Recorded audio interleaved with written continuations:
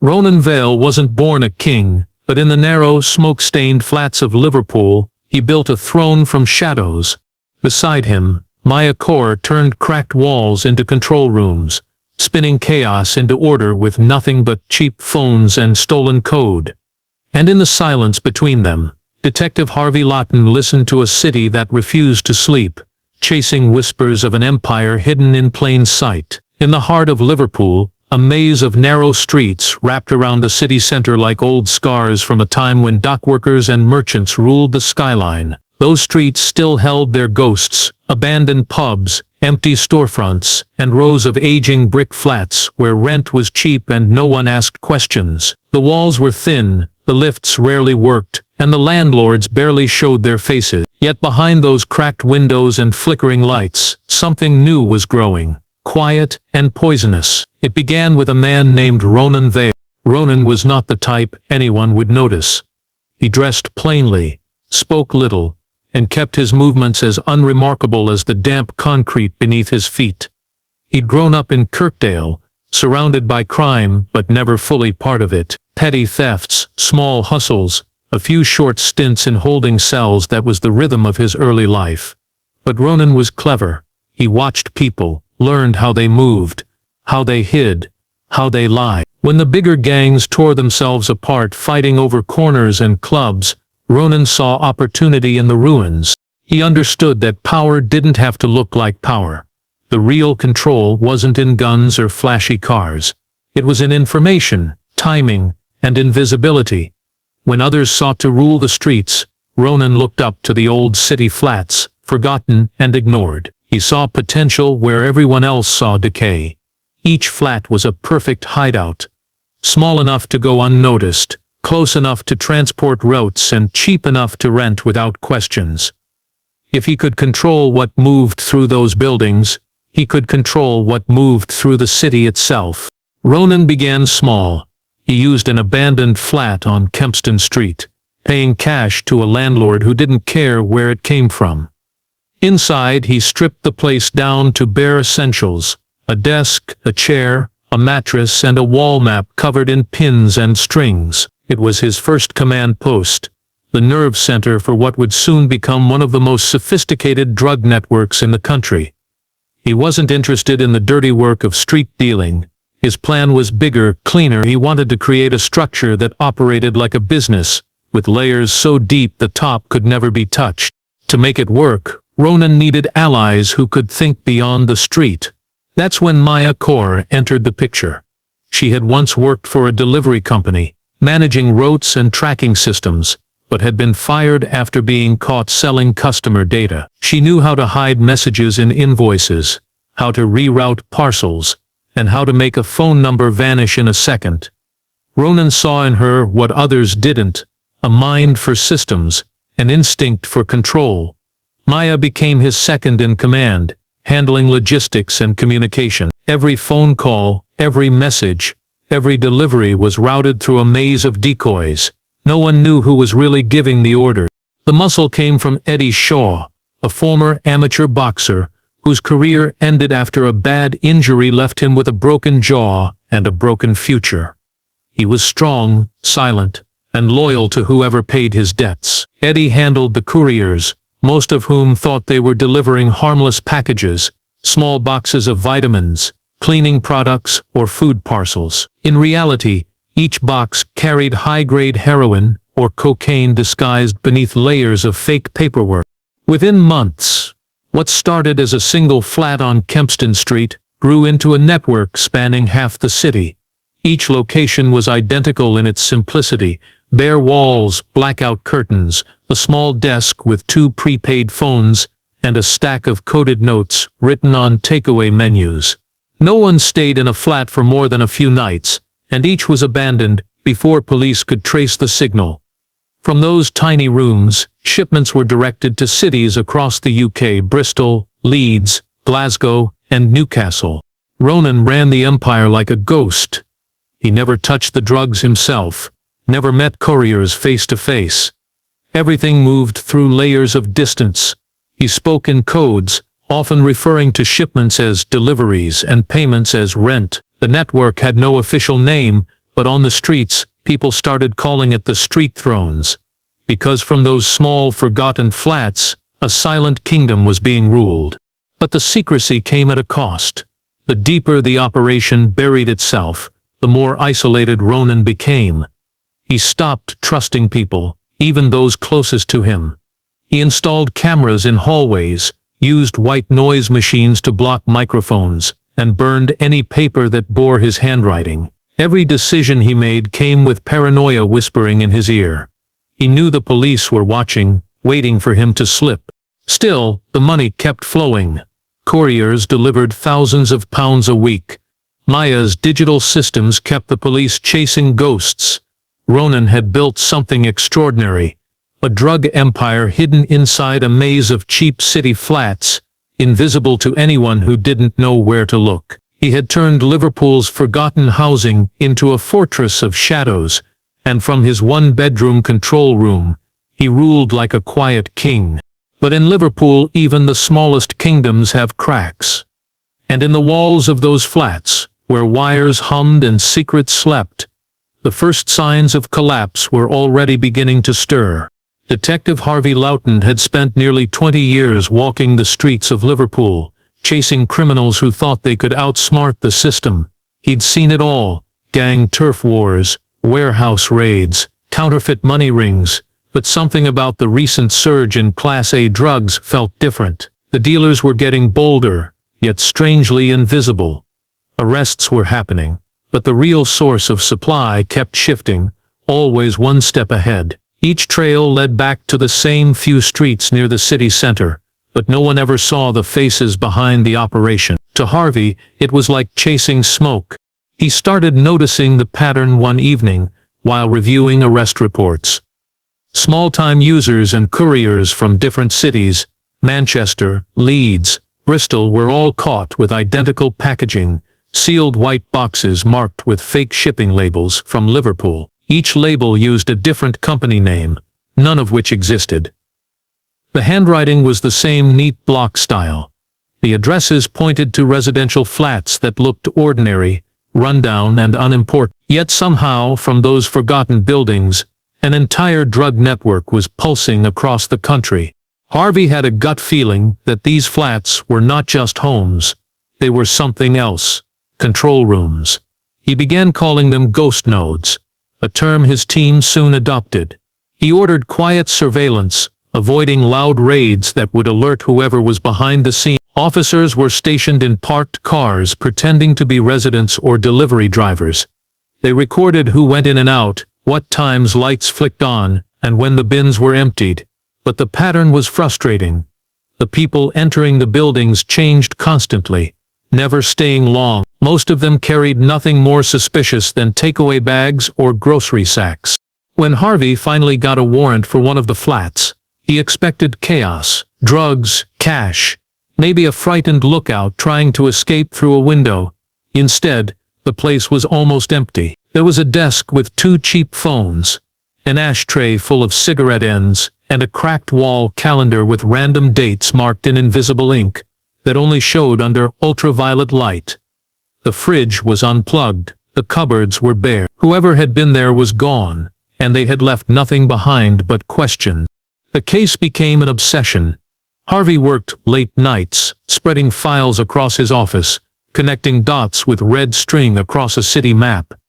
The network wasn't just smart, it was disciplined, like a military operation. Every communication was coded, every address temporary. He started calling the unknown leader the architect, because whoever was pulling the strings was designing this empire like a structure built to never collapse. As weeks passed, new intel came in. Anonymous tips mentioned a name: Ronan Vale. He was not a major figure in the criminal underworld, but he had connections. A few older detectives remembered him from small-time burglaries and scams years ago. His record was clean recently. But Harvey knew better than to trust clean records. People like Ronan didn't stop, they just got better at hiding.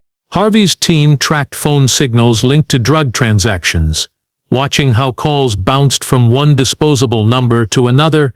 Every trace led back to the same few streets, yet never to a specific flat. It was like the buildings themselves were alive, shifting identities as soon as the police got close. When they traced one line to a flat on Kempston Street, the phone stopped transmitting minutes before the team arrived. Inside, the scene was eerily familiar. Nothing but silence, cigarette smoke, and a faint whirring from a small fan left running. On the wall above the desk, there was a tiny symbol drawn in pencil, a crown with no jewels. The investigation turned into something darker. Harvey began to suspect that someone was feeding information to the network, tipping them off before every raid. None of his officers admitted to leaks, but the timing was too perfect. He started keeping his notes off police computers, writing everything by hand, storing them in a locked drawer. The more he uncovered, the more he realized the network wasn't afraid, it was aware.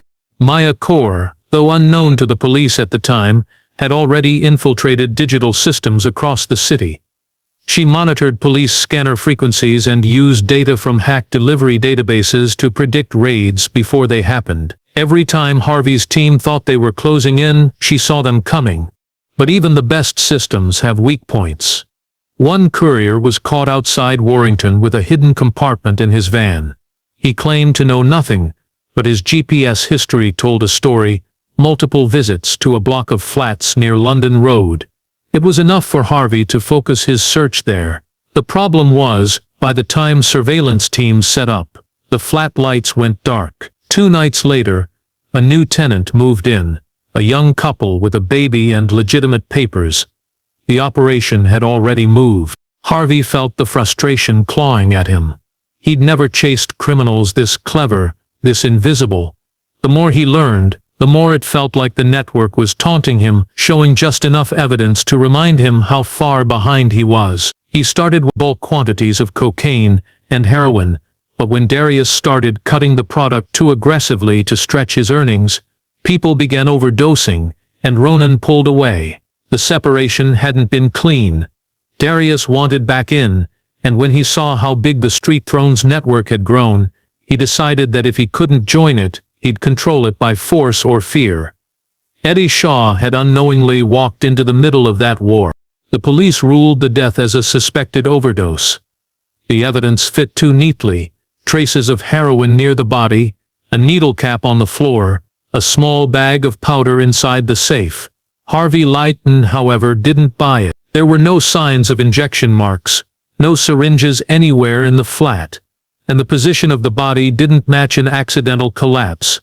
The detective's instincts told him someone had staged the scene, and the lack of chaos bothered him most. Even in overdose cases, there was usually disorder: a knocked-over chair, a spilled drink, something human. Here, everything was placed too perfectly, as if arranged for an audience. Ronan felt the same unease when Maya delivered the news. She had found the message first, a brief text sent from Eddie's encrypted phone hours before his death. "He's cutting it wrong. They're killing people." No one else in the network had seen it. Ronan stared at the screen for a long time, his mind moving faster than his pulse. He knew what it meant. Darius had discovered a way in. That night, Ronan visited Flat 23 himself. Long after the police had cleared the scene, the lights were still off, the air stale. He stood where Eddie's body had been, his reflection caught faintly in the black television screen. The room was stripped bare except for the faint outline of a bloodstain beneath the carpet.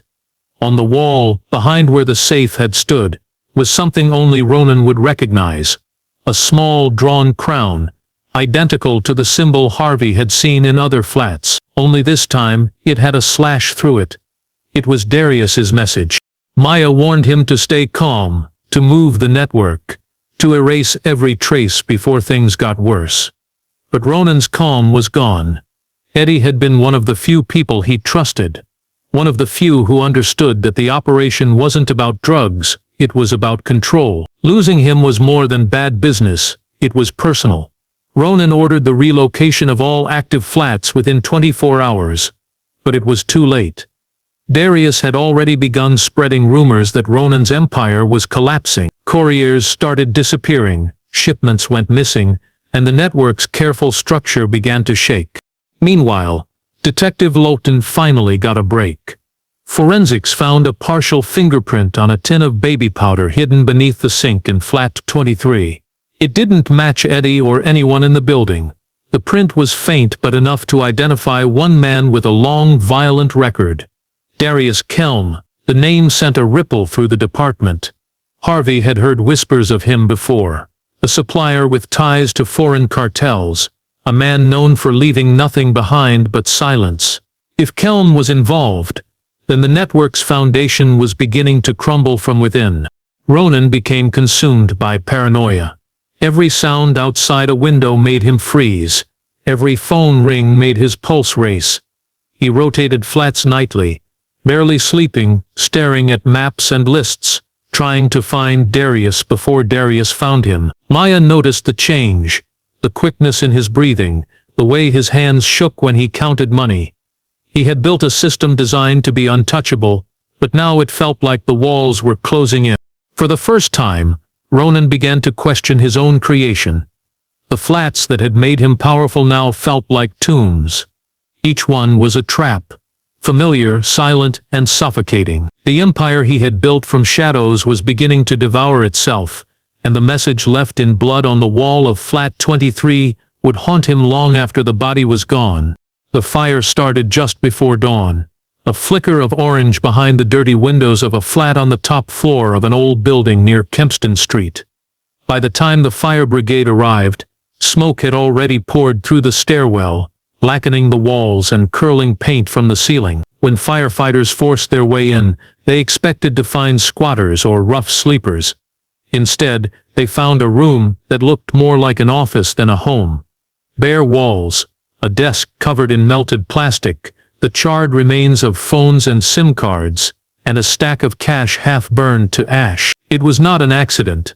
Someone had set the fire deliberately to erase something important. For Detective Harvey Lawton, who arrived on scene before the sun had fully risen, it was confirmation of what he had been chasing for months. The ghost network he called the Street Thrones was real, and now it was burning its own evidence. The fire reignited the investigation. Forensics teams recovered fragments of paper from a metal bin, shipping labels, dates and codes linking multiple addresses across the city. Each one matched properties Harvey had already flagged as suspicious. The pattern was clear now. A series of identical flats, used as distribution nodes, connected through a single encrypted system. What he still didn't know was who controlled it. But the fire told him something else. Someone inside the network was panicking. Someone knew the police were getting closer. Inside the criminal world, panic was spreading too.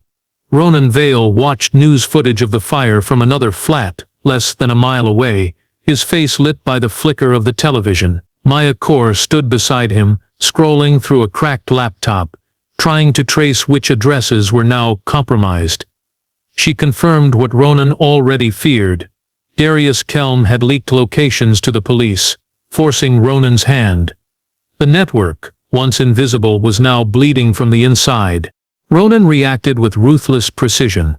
Within 48 hours, he ordered every remaining flat stripped and abandoned. Phones were smashed, hard drives destroyed, and couriers told to disappear until further notice. But no matter how fast they moved, the police were faster. Every time one flat went dark, another was discovered.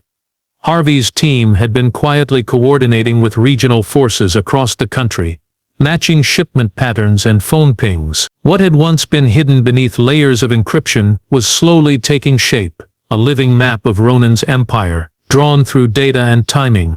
The raids began in waves.